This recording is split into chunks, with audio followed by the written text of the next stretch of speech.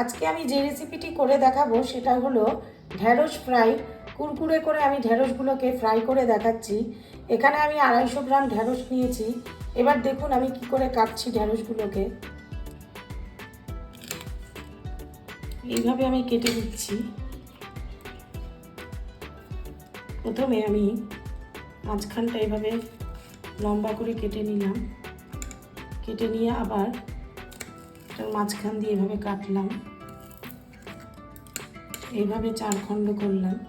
আবার একটা করে দেখাচ্ছি, এইভাবে লম্বা করে কাটলাম, কেটে নিয়ে মাঝখানটা এইভাবে কেটে দিচ্ছি। ঢ্যাঁড়সগুলোকে আমি ভালো করে জল দিয়ে ধুয়ে নিয়েছিলাম, নিয়ে আমি তারপরে একটু ড্রাই করে তারপরে কাটছি। এইভাবে আমি সব ঢ্যাঁড়সগুলোকে কেটে নিচ্ছি।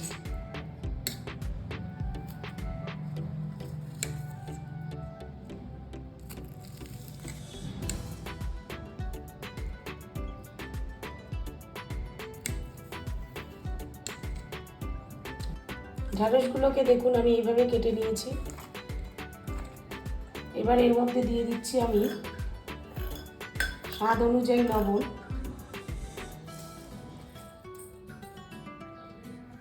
দিয়ে দিচ্ছি হাফ চামচের মতো হলুদ গুঁড়ো, দিয়ে দিচ্ছি হাফ চামচের মতো লাল লঙ্কার গুঁড়ো, দিয়ে দিচ্ছি 1 চামচের মতো বেসন, দিয়ে দিচ্ছি 1 চামচের মতো চালের গুঁড়ো, দিয়ে ভালো করে আমি এভাবে মিশিয়ে নিচ্ছি।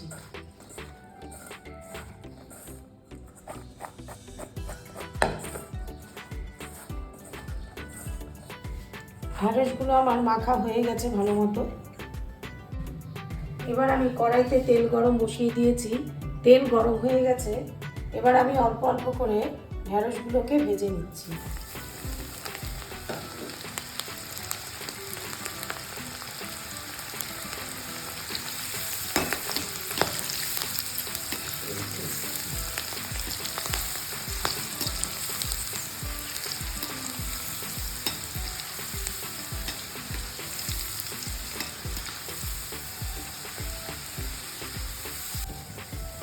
এভাবে আমি গোল্ডেন ব্রাউন করে কুরকুরে করে ভেজে নিলাম।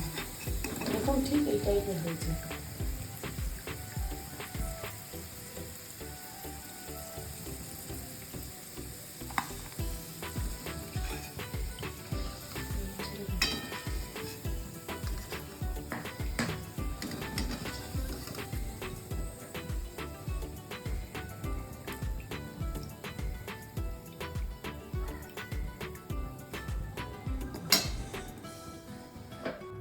আবার আরেক ব্যাচ ভেজে আমি দেখাচ্ছি।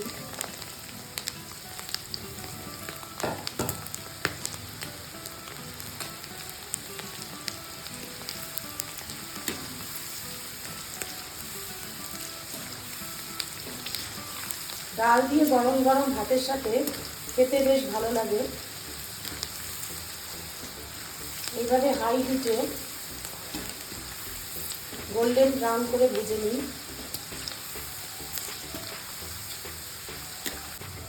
এইভাবে আমি ঢ্যাঁড়সগুলোকে ফ্রাই করে নিলাম। দেখুন ঠিক এই টাইপের হয়েছে। এবার আমি নামিয়ে নিচ্ছি।